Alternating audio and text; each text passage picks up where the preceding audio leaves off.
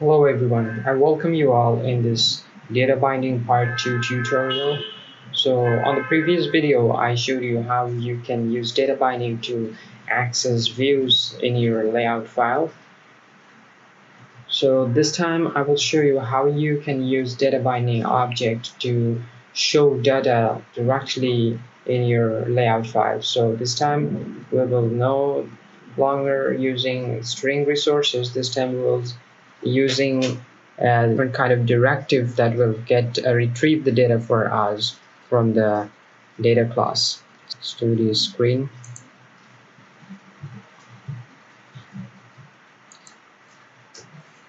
So first of all, what you have to do is you just go to your activity main.xml file and you need a new tag called the data tag between your layout and its constraint layout tag.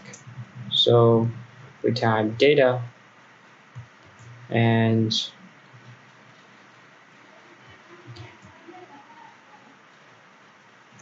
okay, so we have our data tag. So now what we have to do, we need a class. It's a different kind of class called in Kotlin, it's called the data class.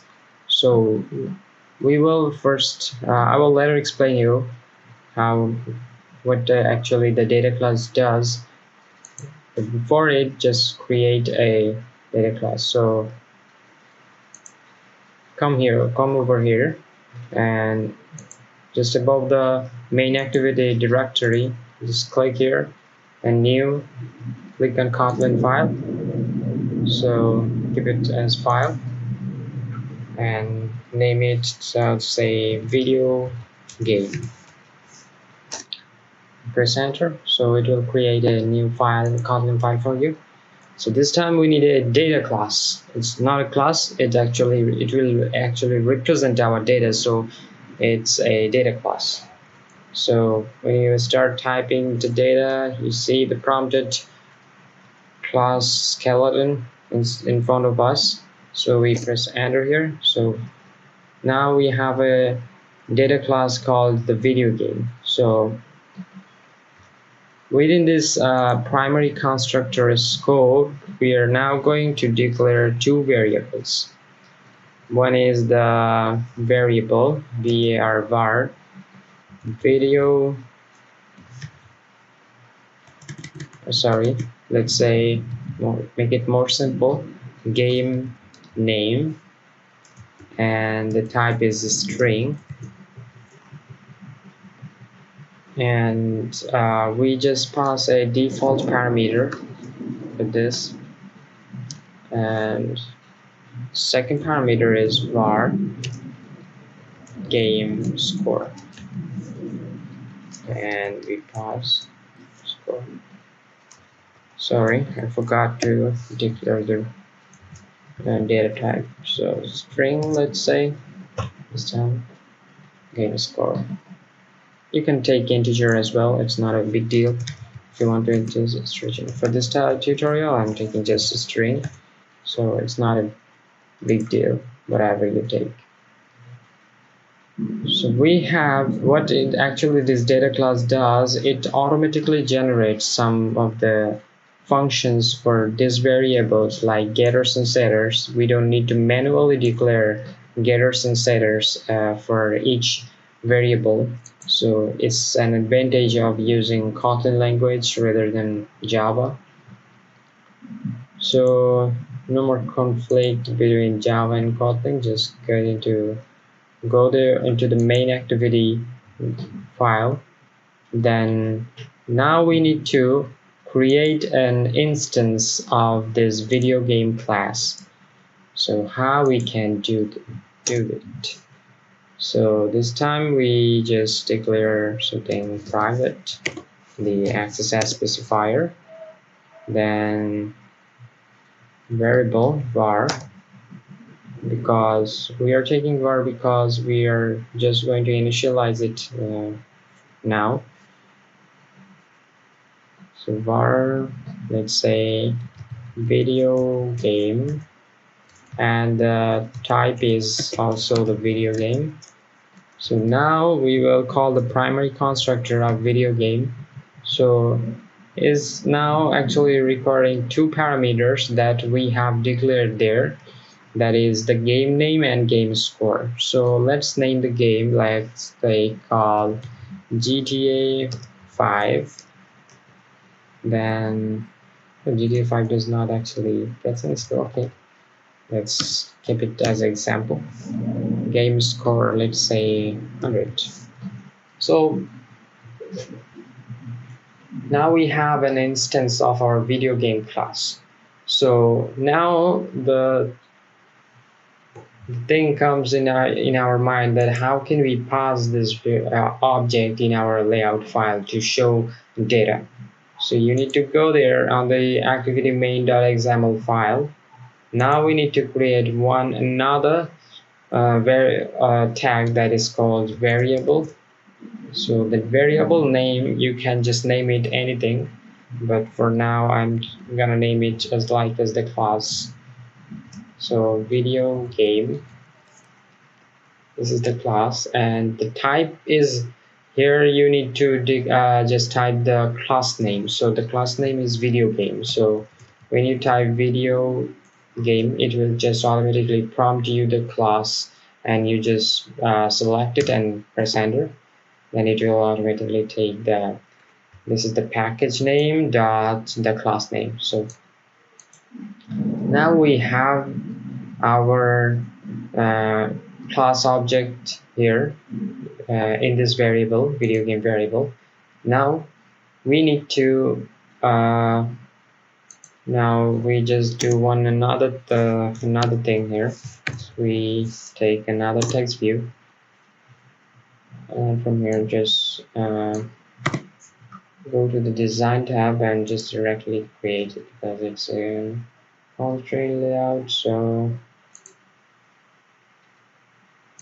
just take it here, put the text size,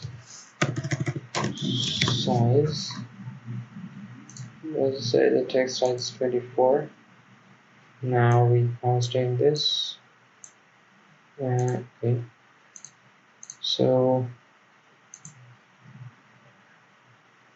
we are done. Now we are going to give it an ID. It's text view 2, and it's text view is just only text view. Okay, so what you need to do, that's we just change the IDs. Let's say called the game name, and we give it the ID of like game score.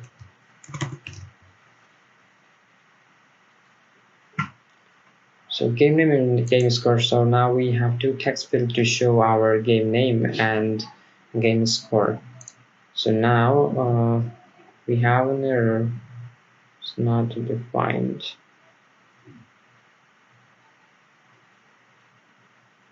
We got a problem here. It's because the constraint layout has a game name. Okay, so now it's all okay. Now what we have to do is to go to the main activity again.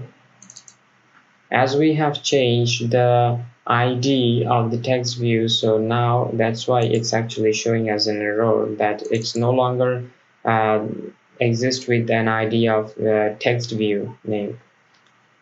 So we don't need this line anymore, because we are directly going to pass our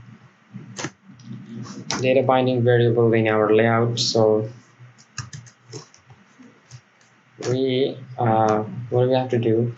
We have a reference to this variable in our binding object. So if you type, let's say binding dot, so you see here we have a video game object. That is the variable what we have declared here. This video game variable, actually this one.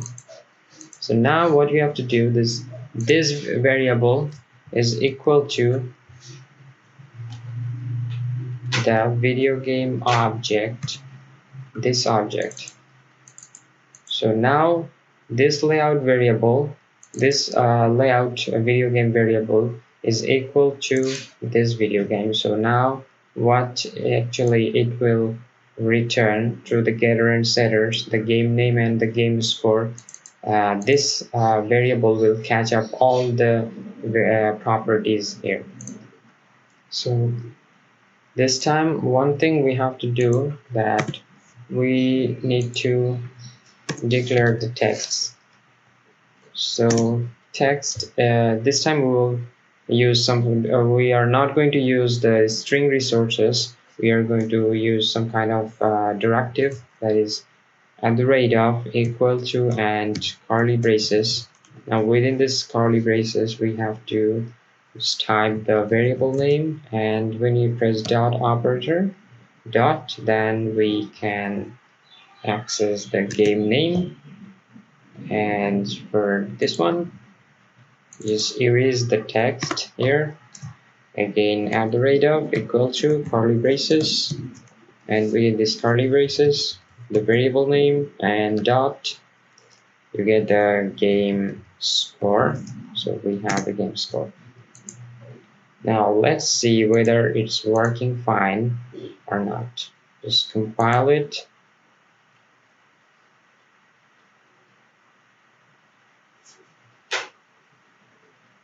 It will take some time to run the Github.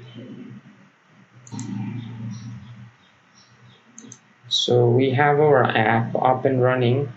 So now you can see that we have the game name GTA 5, and the next text view we have the score as we have typed here. So that's how you can pass the data binding object in your layout file through this variable. Now it's your responsibility to explore how you can work more advanced with this data binding object. Thanks for watching this video. I will catch you up in the next video.